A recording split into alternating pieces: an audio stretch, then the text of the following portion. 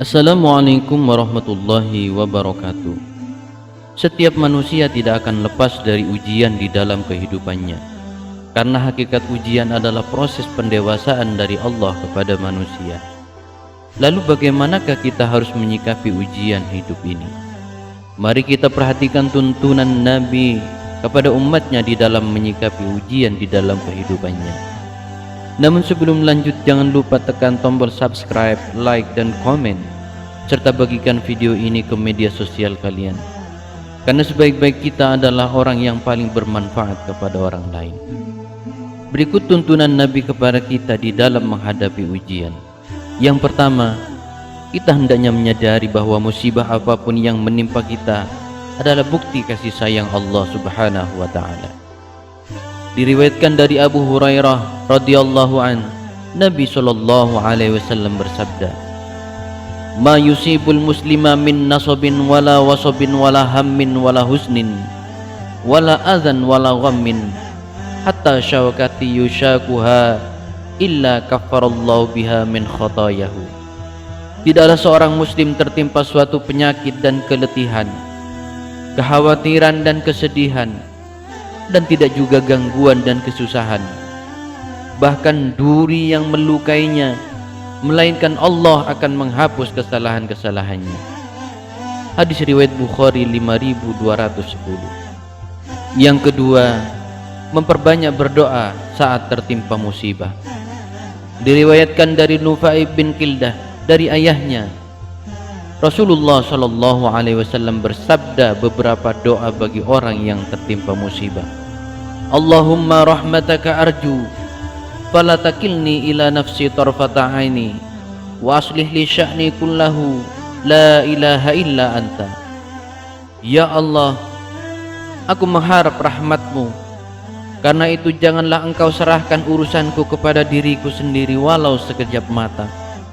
Perbaikilah semua urusanku, tidak ada Tuhan selain engkau. Hadis riwayat Abu Daud 4426. Yang ketiga, tidak banyak berandai-andai.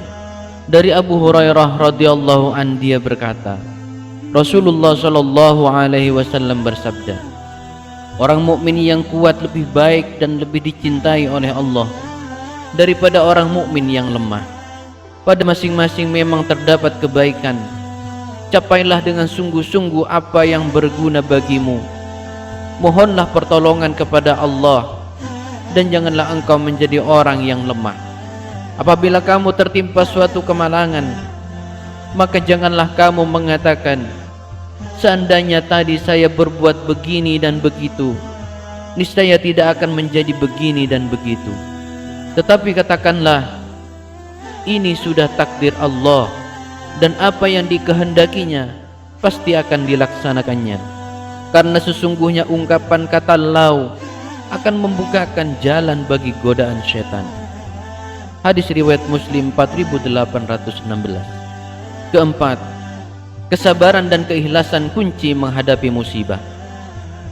Dari Abu Umamah berkata, Nabi sallallahu alaihi wasallam bersabda, Allah subhanahu ibna Adam in sabarta wa tasabta inda sadmatil ula lam arda laka thawaban dunal jannah.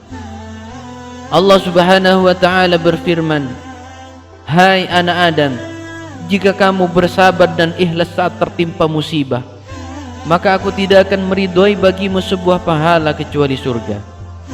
Hadis riwayat Ibnu Majah 1586. Yang kelima, panduan Nabi, hendaknya kita menyadari bahwa musibah adalah cara Allah untuk mendidik kita untuk menjadi orang yang lebih baik. Dari Abu Hurairah radhiyallahu anhu berkata, Rasulullah sallallahu alaihi wasallam bersabda, "May yuridillahu bihi khairan yusib minhu." Barang siapa yang dikehendaki Allah kebaikan, maka dia akan mengujinya. Hadis riwayat Bukhari 5213. Keenam, panduan dari Nabi Muhammad sallallahu alaihi wasallam, hendaknya kita meyakini bahwa ujian yang menimpa hanya sementara. Dari Abdullah dia berkata, Nabi Shallallahu Alaihi Wasallam pernah berbaring di atas tikar hingga membekas di kulitnya. Lalu aku bertanya, demi ayah dan ibuku wahai Rasulullah, jika Anda mengizinkan kami, maka kami akan menghamparkan sesuatu yang dapat menjagamu. Namun Rasulullah Shallallahu Alaihi Wasallam menjawab, ma ana wad dunya, innama ana wad dunya karakibin istadhalna tahta syajaratin thumma raha wa tarakaha.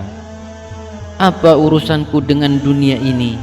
Sesungguhnya diriku dan dunia ini bagaikan seseorang yang tengah berjalan, kemudian berteduh di bawah pohon, lalu aku pergi meninggalkannya. Hadis riwayat Ibnu Majah 4099.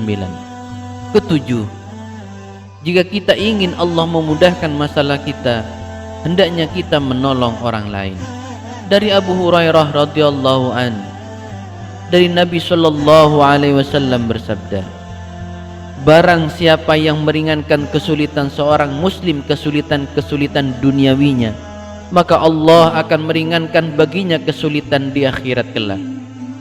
Barang siapa yang memberikan kemudahan bagi orang yang mengalami kesulitan di dunia, maka Allah akan memudahkan baginya kemudahan di dunia dan di akhirat. Dan barang siapa yang menutupi aib seorang muslim sewaktu di dunia, maka Allah akan menutup aibnya di dunia dan di akhirat. Sesungguhnya Allah akan senantiasa menolong seorang hamba tatkala ia mau menolong saudaranya.